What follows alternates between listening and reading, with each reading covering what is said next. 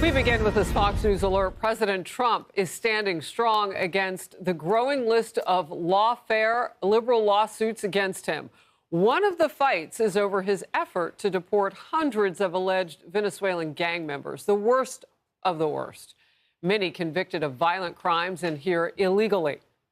I'm Harris Faulkner. You are in the Faulkner Focus. Judge James Boasberg gave the Justice Department until noon Eastern today. He likes those noon deadlines.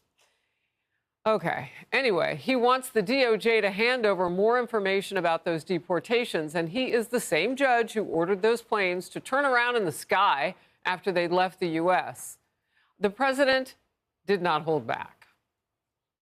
He actually said we shouldn't be able to take criminals, killers, murderers, horrible, the worst people, gang members, gang leaders, that we shouldn't be allowed to take them out of our country. Well, that's a presidential job. That's not for a local judge to be making that determination. All right. He also posted this. If a president doesn't have the right to throw murderers and other criminals out of the country because of a radical left lunatic judge wants to assume the role of president, then our country is in very big trouble and destined to fail. Republican Congressman Tim Burchett threw his support behind the president. I stand with President Trump. I think it's a complete overreach by this judge. I think it's political overreach by the left. This is an act of war by these countries. These people have come in and they've come across our border illegally. What would happen if 14 million people swarmed the border at one time, yet it was spread out over 4 years? 14 million people. What you consider that an unlawful invasion? It's an act of war.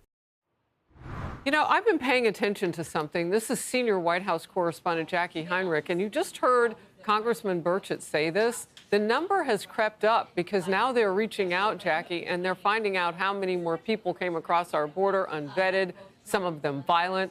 I mean, it's amazing how far away we were from the truth, apparently. Jackie?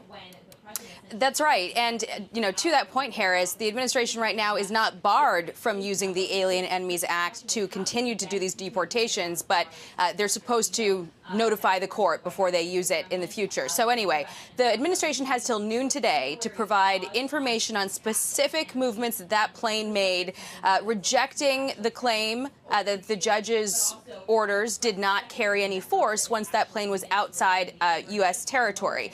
President Trump clearly not happy with what he sees as the judge's effort to override his presidential authority, but he was making clear last night he will operate within the bounds of the law. Would you defy a court order?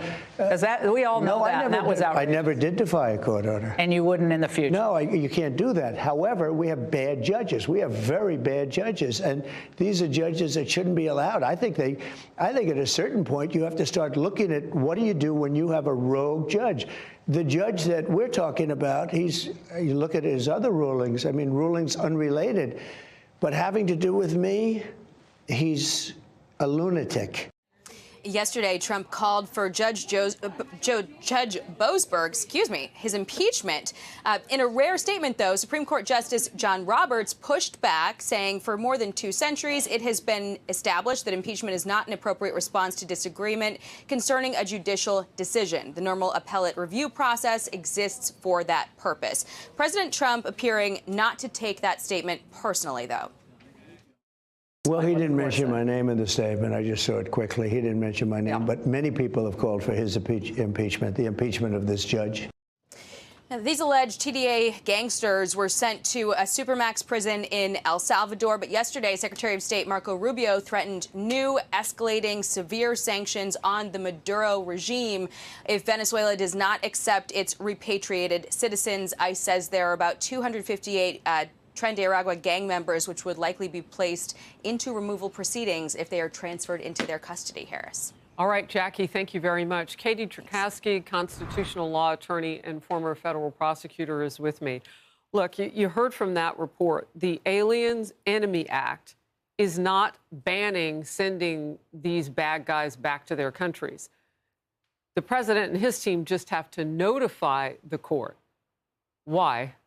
Well, even that requirement seems like a bit of an overreach by the judge. The Alien Enemies Act is essentially a unilateral power of the president to remove people who fall under the provisions of that act, as according to the president, from our country. It is something that the Supreme Court has looked at and said that the courts do not have any sort of power to second guess. There are only, from my reading of the Supreme Court's previous interpretations of this, there's only some limited questions that a court can ask regarding the jurisdiction and whether somebody actually falls within the designated group. But certainly, this is a national security issue at the end of the day. Look, the president has that authority. Katie, we're doing something that the Biden administration didn't bother to do. We're vetting the people before we send them out. They didn't even vet the people when they were coming in. So this is something that we know is happening. That's how we know so much about these guys.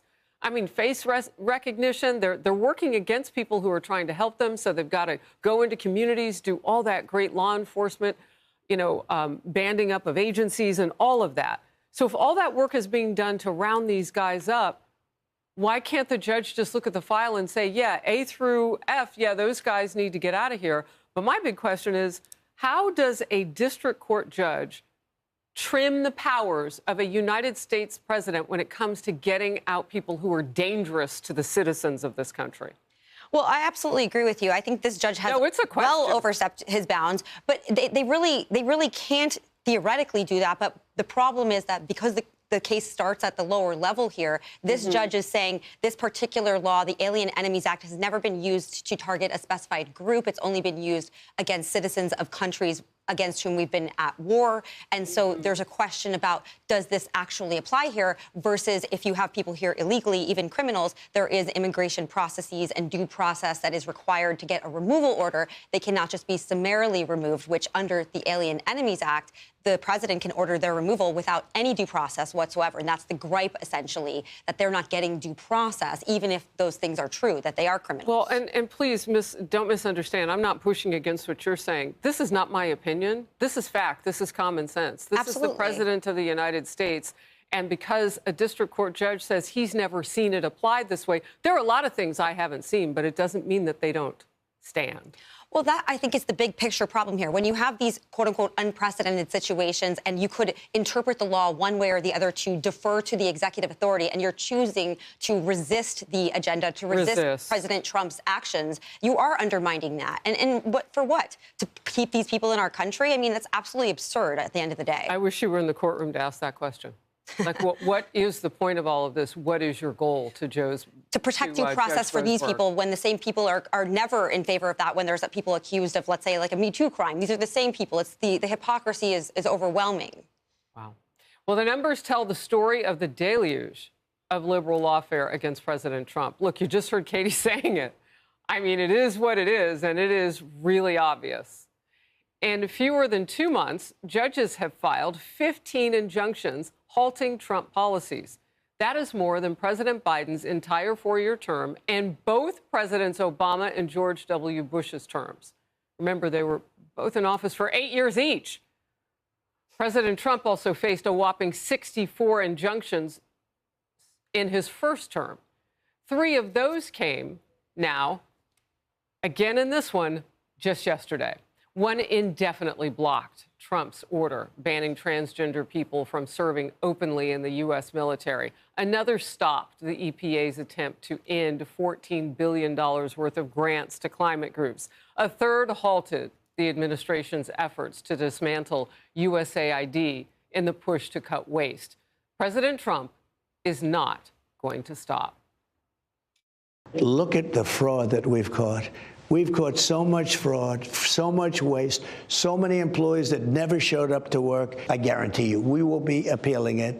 We have rogue judges that are destroying our country. So, Katie, it's obvious what they're doing. And look, I know you're in law. You don't want to think of judges not being fair, but they're not. Well, when you have the choice to interpret in a way that furthers the president's agenda or not, and you're making the choice to resist that and to make it so difficult to achieve these very noble goals. It's like these courts are saying you have to spend money on wasteful things that the American people want nothing to do with. You must give foreign aid to all of these other places instead of taking care of things here. This is essentially what the big picture is. I think a lot of these judges lose sight of the forest for the trees. And yes, there is a question about the extent of a president's authority, whether it's statutorily or constitutionally derived, and you have to look at that in certain cases. And, there are processes to go through. But when there's a valid interpretation that furthers the executive's authority, I think that needs to be respected. Well, look, if the judges, if the attorneys, the ACLU is even getting involved at one point with the Mahmoud Khalil situation, the protester who was with groups aligned with Hamas, that he was leading those protest groups on the campus of Columbia University. I mean, you've got it coming from every angle, and you can't ignore the politics of this. So whose side are the lawfare pushers on? It's like a drug for them. Well, yeah, and with the Khalil situation, of course, now they love the First Amendment. But when anybody spoke out against COVID, of course, they lost their jobs, they lost their livelihoods. I mean, these are the picking and choosing of, the law to further that purpose. And that is lawfare, because that's clearly inconsistent across the board here. And so everything is meant to undermine President Trump's agenda. Yeah. One target, as you say, President Trump. It's not even on behalf of the American people, because these decisions don't keep us safe. Well, it's contrary to the wishes of the people, from what we know. Katie, it's always great to have you. Thank you very much. Hey, everyone. I'm Emily Campagno. Catch me and my co-hosts Harris Faulkner and Kaylee McEnany on Outnumbered every weekday at 12 p.m. Eastern, or set your DVR.